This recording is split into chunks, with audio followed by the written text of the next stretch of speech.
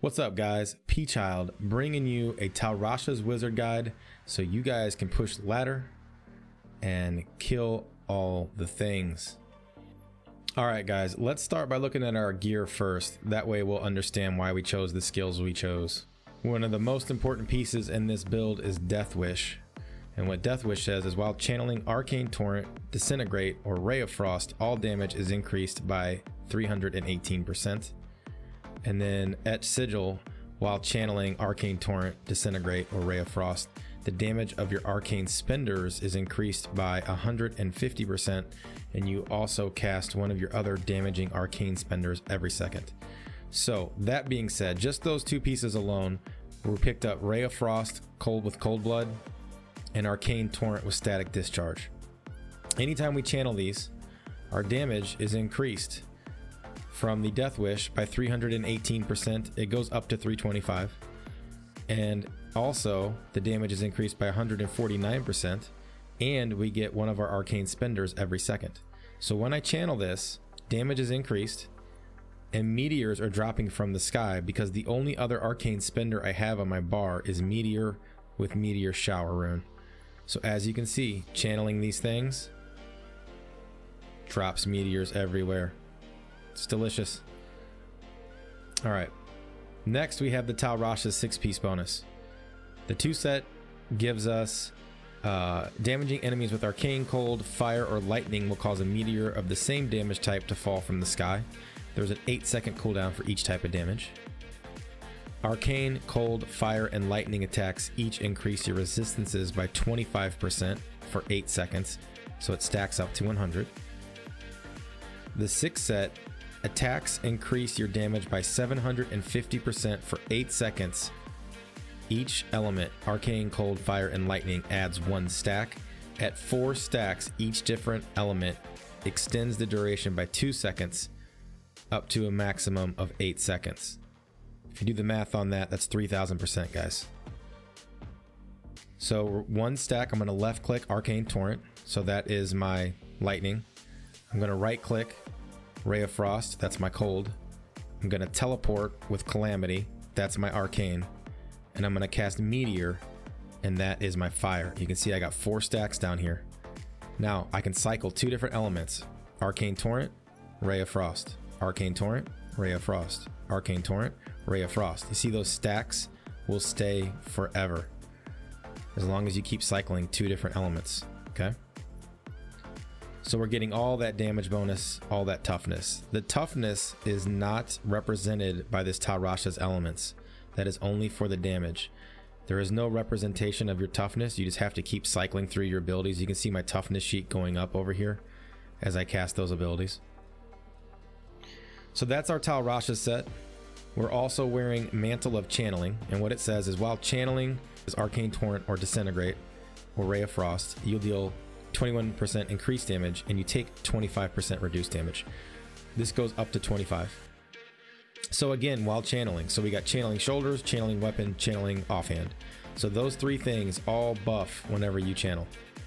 On top of that, we're using the Taeguk gem. So as we channel, we're getting our Taeguk stacks down here too, which if you look at it, mine's rank 104 and it gets 6% damage for each stack up to 10 times. That's 60% damage, and you get 2% armor for each stack as well. For gems, I went with all topaz gems, the intelligence for damage in my armor, and then the reduction of resource cost by 12.5% in the helm. It allows you to channel indefinitely. Being able to channel indefinitely keeps your chest piece bonus good that we put in the cube. We did Aquilia Curious in the cube. While above 90% resource, all damage taken is reduced by 50%. That's really big. Also, we did the Grand Vizier and the Halo of Carney. The last piece of gear that we have to go over is the Ashengar Blood Bracers. You want to get fire element damage on these, and they increase the potency of all your shields from 75 to 100%. Mine got 90 on it, not bad. For the rings, we on Unity. We put a Unity on your follower. The follower can't die item. We have Convention of Elements. As soon as your fire element hits, you're going to do increased crazy damage. So you got to keep your eye out for that. For the boots, we went with Nilfur's Boast, They increase meteor damage by 600% when your meteor hits 3 or fewer enemies. The damage is increased by 825%. So those are just meteor buff, meteor damage. And then, like I said earlier, every other slot is Tal Rasha's. Tal Rasha helm, neck, chest, gloves, belt, and pants. For the cube, we just went over it, but I'll go over that again. We got the Grand Vizier, Aquilia, and the Halo of Carni. For the rest of the skills, you have Arcane Torrent with Static Discharge. That's going to give you your lightning. Ray of Frost with Cold Blood. Cold Blood lets you channel, reduces the resource cost. Storm Armor with Power of the Storm. This is huge. So what Storm Armor does is it periodically shocks a nearby enemy for 175% weapon damage. Reduces the arcane power cost of all skills by 3. That's good, lets us channel forever. But you put this with the Halo of Carni ring. Halo of Carni says you take 80% less damage for 5 seconds after your Storm Armor electrocutes an enemy more than 15 yards away. Ridiculous. 80% damage reduction. As long as there is an enemy 15 yards away, it will automatically electrocute it, and you will get that ridiculous damage buff. Damage decrease. For the rest of the skills, we have Magic Weapon with Deflection. This is, again, huge. This is so huge. What it does is when you perform an attack, you gain a protective shield for 3 seconds that absorbs 4% of your life and damage. You're channeling the entire time on this build. So you're constantly stacking your protective shield. You can see I got 800,000 shield right there.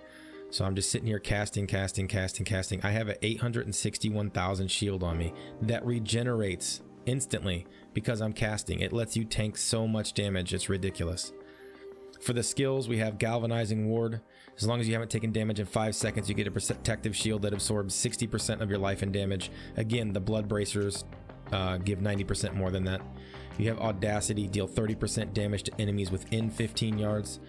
I'm usually standing right on top of the enemies, so I usually get that buff. That's why I choose that. Illusionist says whenever you take more than 15% of your max life and damage within 1 second, cooldowns on mirror, image, slow time, and teleport or reset. Huge for teleport. That's how all your movement comes from this talent. If you don't have Illusionist, you're not going to be able to teleport. You're going to die. And then Unwavering Will, standing still for 1.5 seconds, increases the following attributes: armor, resistance, and damage. Now, some people will switch out Unwavering Will for the Cheat Death talent. I personally don't like this. If you're having to rely on the Cheat Death talent, you're probably not going to pass the rift anyways. This is going to give you 20% armor, 20% resistance, and 10% damage. It's huge. I like it. If I were going to switch anything for Cheat Death, I would drop Galvanizing Ward. But this is the setup that I like. Try this first. A lot of people just start switching talents right off the bat. Try this first, see if you like it. Then if you want Cheat Death, maybe switch out Unwavering Will or Galvanizing Ward, but I personally don't. Some people will channel Arcane Torrent, Static Discharge. I personally channel Ray of Frost, Cold Blood. The reason I channel Ray of Frost is because I chose to go with area damage on my shoulders instead of resource cost reduction. 1, because that's kind of how they dropped, and 2, I'd rather have the extra damage. Arcane Torrent will actually hit more than 1 enemy at a time. Ray of Frost does not pierce, but Ray of Frost costs less to channel. You can go this way or that way with that. It doesn't really matter.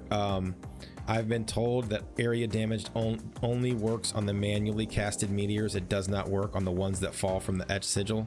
I have no confirmation if that's true or not. It seems that way playing. Again, I can't prove or disprove that though. So you might be better off to channel the Arcane Torrent, but I like the setup I have more, personally. The only other things to note, really, are you need to have the critical hits grant 4 arcane power on your etched sigil. That's huge, ridiculously huge. With that, whenever you channel, that will let you stay at maximum arcane power. I'm able to sustain maximum arcane power without that, but it's very hard unless you have an optimal setup. Especially if you're going to channel Arcane Torrent, you really need that. All right, let's talk about our stat priority real quick. So there are a couple things that you need to look over when you're talking about stat priority. Your Death Wish, you want to have 10% damage. You want to try to get the Death Wish ability as high as you can. 325 is max. Obviously, you want to cube it with a Ralamandi's Gift. I picked area damage. Again, I already said this earlier in the video. I'll repeat myself. A lot of people are telling me the area damage only applies to the meteors that you cast manually. I can't confirm or deny that. I'm not sure. However, I went with area damage, and another reason I did it is because I also use the same weapon with my Star Pact Wizard, and the area damage does apply to him when you cast your manual meteors with Star Pact. So that's why I chose it. If you're solely gonna play Tal Rashas, I might go with elite damage. Vitality even isn't a bad choice because that would increase your shields. But since I play Star Pact, I went with area. Kind of pick your poison there. The same thing for your Etch Sigil. Meteor damage on that. Critical hits grant 4 arcane power, critical hit chance. You want to have as high of a Etch Sigil ability as you can. 150 is max. Mine's 149. It's a pretty good non-ancient. Other stat priorities. Your Paragon points go into movement speed and intelligence. Everything else you can just cap out. If you're not Paragon 800 for prioritization, I would go with critical hit chance, critical hit damage, attack speed, then cooldown reduction. For defense, I would go into life first, armor second, resist third, life regen fourth. And for utility, I would go into resource cost reduction first, then area damage, then life per hit, then gold fund. For your sockets, Bane of the Stricken, Bane of the Trapped, and Teguk. The reason you pick Bane of the Trapped, you're going to be standing on top of things if you followed the spec the way I told you to build it. You're going to have 46% increased damage to anything within 15 yards of you, plus the 30% from your Audacity. Pretty OP. You also want to go with Stricken because as you get the Rift Guardian spawned, that's going to stack up and allow you to kill him. You're going to see some crazy damage numbers towards the end of his life. I think in my 103 clear, I ended up killing the Rift Guardian by hitting him for 17.5 trillion with the last fireball. That was just one of many fireballs that hit, so damage scales pretty crazy with Stricken. And then, of course, your Teguk. Teguk gives you increased damage as your stacks stack up, and then armor as well. So all in all, those gems are awesome. Now that we've gone over the basic skills, we've gone over the basic gear, I'm going to hop into Greater Rift and show you guys how to play it. I'm not going to push anything too crazy high. I'm going to do something that we can take a little damage but complete relatively easily. So like we'll jump into a 99 just to show you guys how it plays. And then after that, I'll throw up my 103 run up, which was rank 40 at the time when I did it. So as you step in the rift, you instantly want to put up your storm armor and your magic weapon deflection and instantly get your 4 stacks up. So I am missing a stack. There it is. It was my arcane torrent. Sometimes I have to cast them for a second with a little pause in between or I will miss them. As soon as you get in though, you can see I have a protective shield around me. I'm able to tank all of this damage because magic weapon deflection is just ridiculously awesome. So when you come in, your teleport gets reset. Like as soon as this arcane beam hits me, my teleport's reset. I can get out of there. But I constantly want to keep channeling. I'm channeling Ray of Frost, which is putting damage out on these elites. You can see here, just dropping meteors on them. Normally, I would probably want to run away from this pack and see if I can get these guys to chase me. One of them is shielding, and they were bugs, so they were kind of spread out. But we got our orbs.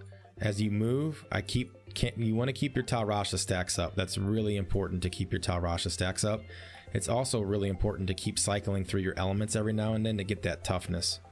But as you can see, I can stand here and tank all this damage because I have my magic weapon deflection constantly regenning my shields. I cast Meteor manually once per cycle. I try to get 2 per cycle in for the fire element. It just gives me extra damage. I'm not casting it all the time, and I want to make sure that I'm channeling when the meteor hits the ground because that's where all the damage comes from. If you remember from our Death Wish and our Etch Sigil, all of those things, the Mantle of Channeling, all of those things increase the damage we do while we're channeling. So if the meteors hit the ground and you're not channeling, you're not going to get that damage bonus. So you always want to channel. Got a speed pylon. As I'm running through the rift, you can see I'm just randomly casting, cycling between Arcane Torrent and Ray of Frost to keep my Tal Rasha stacks going. As soon as I get enough trash, I'll either stop and kill the trash or I'll try to find that elite.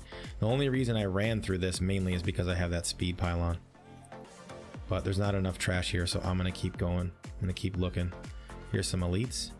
So now that we got the elites, I'm going to try to stand still. Try to use your Oculus circles that spawn from your Templar. Speaking of Templar, we didn't really talk about the gear that goes on him. The most important piece of gear you need on your Templar is A, the Templar can't die, B, you need the Unity, and then C, you need the Oculus ring to get these little Oculus circles. The Oculus circles increase your damage quite a bit. Definitely worth having. So this elite's dead. You always have to keep channeling though, because the channeling is what keeps that shield on you for magic weapon deflection. If you start running and you let your shield drop off because you haven't cast anything, then you are going to get smashed as soon as you run into the first mob. You will literally get one shot by anything if your shield's not up. So constantly cycle between Arcane Torrent and Ray of Frost to keep those up. And then, like I said, cast Meteor on about every second and a half. Throw a Meteor down. As soon as you see your fire element about to come up, you want to cast one while it's with 1 second left on Frost or less, and then try to get another one in about halfway through.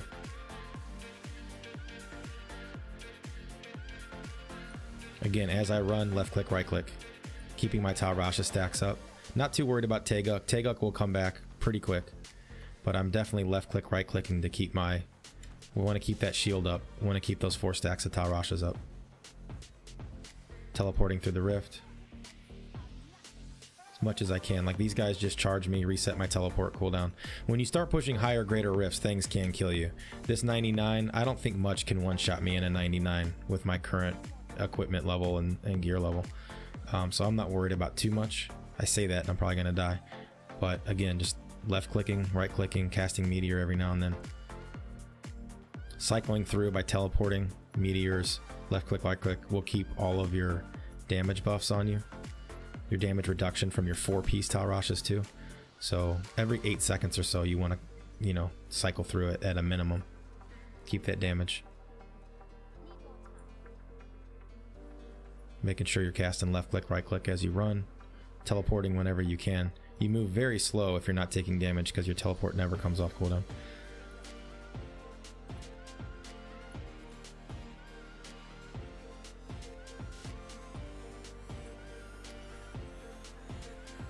So cold after, oh, I just got ripped. That's because I wasn't channeling. So the reason I died there, I'll explain what happened. The reason I died is I ran into this pack of mobs, sorry, and I didn't have my shield stacked up very high because I wasn't sitting there channeling. And as soon as I got in the pack of mobs, I teleported into them and then thought I'll just kill them. I didn't have enough shield and I cast a Meteor, which has like a second animation. They burned my shield off and killed me. So you got to make sure that you're channeling a lot to prevent dumb things like that from happening.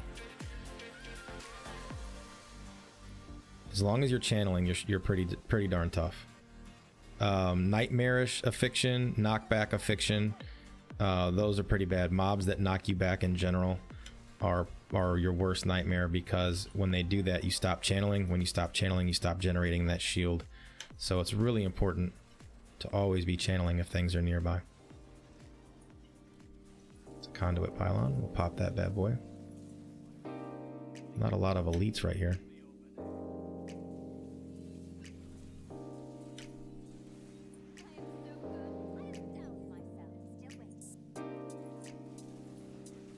Got another set of elites right here. This is nice. Again, I'm standing on top of them because of the talent I picked where I get 30% more damage to enemies within 15 yards. But also, you got to remember your Halo of Carney has to electrocute something more than 15 yards away to keep that 80% damage reduction. So if you stand on top of all the mobs and there's nothing far away for too long, you're going to get killed. And that comes into play more often than not with a Rift Guardian. So as soon as we get the Rift Guardian, I will remind you guys of that.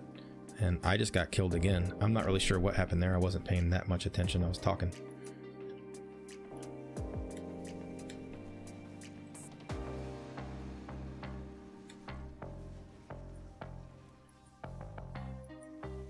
Again, we're just gonna keep pushing through the rift, all this trash.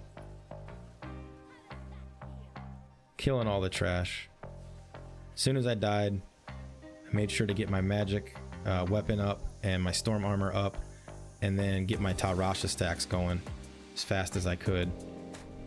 You're very susceptible to dying again as soon as you res because you don't have shield for magic weapon deflection. You don't have your storm armor damage reduction. So you take a ton of damage when you first get up. You have to make sure you find a safe hole to hide in.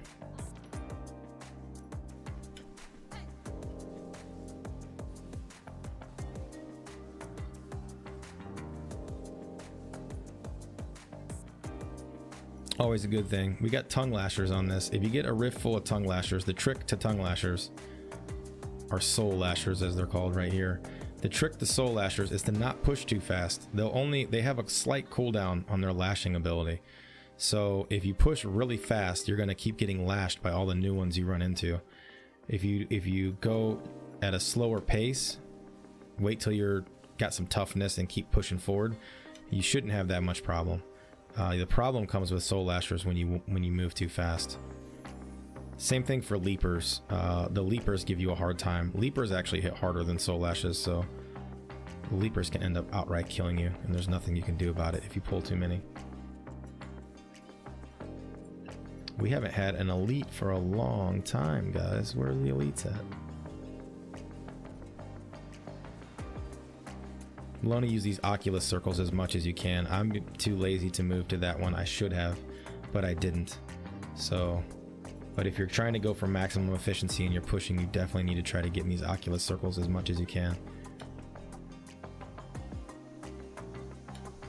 This guy's dropping arcane beams right on top of us. Gonna get to this circle. There's another elite right here. We're gonna just stand on top of both of them. See if we can kill them both at the same time. Remember, your teleport comes off cooldown really fast when you're pushing these greater rifts. In T13s, not at all. But when you're pushing these rifts, it'll come off cooldown really fast. So, gotta make sure you're moving around. I don't see any arcane beams. I must have killed that guy.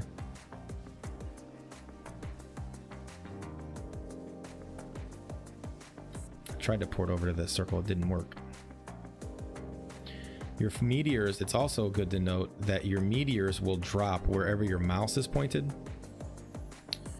So you can actually glitch that slightly and use it to your advantage, because you can cast through walls that normally you wouldn't be able to corner and hit around. And I'll try to show you guys. Next time I get in a scenario where I can find something, I'll try to shoot around it just to show you how that mechanic works. You see these soul lashers right now are tearing my butt up. Oh, they got me. Soul lashers, there was too many soul lashers there. Now the problem is, if they soul lash me instantly when I res, I'm in a lot of trouble. Luckily they didn't. But this is kind of a scenario I was talking about a second ago, where you can cast around corners. Like, see where my mouse is right here? You can actually cast meteors around these corners and kill things that you shouldn't be able to. Not really a good example. I'll try to demonstrate again. If we get a good level. Got a power pylon. Again, I'm going to keep my Tal Rasha stacks up, man. That's the most important thing. As soon as I get hit, I'm going to port down here. Scan for elites. Got this nice juicy power pylon. We got a set of elites. Gonna jump in this Oculus circle and just destroy them if I can. Your meteors take a second to land, so you also have to lead the elites with your meteors. Alright, these guys are dead. We're at 96%. Again, not a flawless run. I'm not trying to showcase, oh, I'm the best Tal Rasha wizard in the world. Just want to give you guys an overview on how to play it. So many people come into my stream and they ask, how do I play that? What skills do you use? Why did you pick this? Why did you pick that? So many people come in and say, I can't get past, you know, Greater Rift 70 with it. And then I look at their abilities and they're like one or two things off. They're so close, but they thought, oh, I'm going to change this because XYZ. And in reality, they're missing the reason that some of the abilities were chosen. So the big thing about fighting the Rift Guardians, the big thing is that you have to make sure you get away from them and get that Halo of Carney damage reduction from your Storm Armor. So huge. If you stack right on top of the Rift Guardian, that Halo of Carney will drop off, and then you will get one shot every time. My toughness is so high in this 99, and even on the 103. I actually got Blighter on my 103. I was able to completely tank his 3 golden or poison bullets he shoots at you, as long as you have your Halo of Carney up. You can see right here I'm just eating them, and it was the same on 103, just eating them.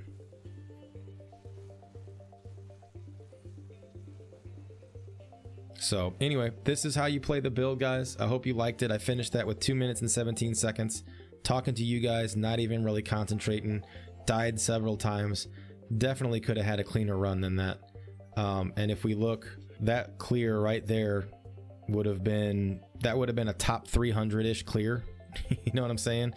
Like Tal Rasha it's so OP. It's so easy to play. As soon as you understand the basic mechanics, it's such an easy build to play. So I hope you guys check it out. I hope you guys like it. Come hang out with me. I stream every single day, Monday through Friday at 9 p.m. Central Standard. Saturdays and Sundays I stream at 11 p.m. Central Standard. I play this build on stream every night. I'll answer your questions, help you out. Well, if you're having trouble dying, can't figure out what's going on, come hit me up. You can push well into the 90s with non-ancient, non-augmented gear. Thanks guys for hanging out. Peace.